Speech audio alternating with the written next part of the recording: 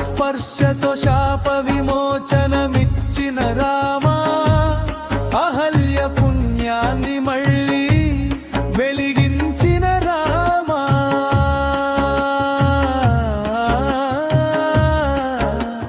శబరి భక్తిని మనసున చేర్చుకొని ప్రేమతో ఎంగిలి పళ్ళు ఆరగించిన రామా.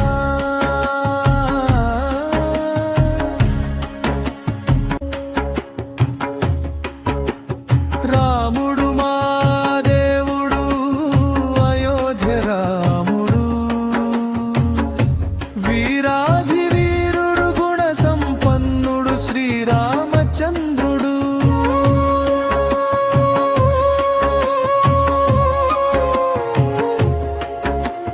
పితృవాక్య పాలనకు వనవాసమెల్లిన రాజు, తను లేకున్నా పాదుకలే రాజ్యమేలిన రారాజు.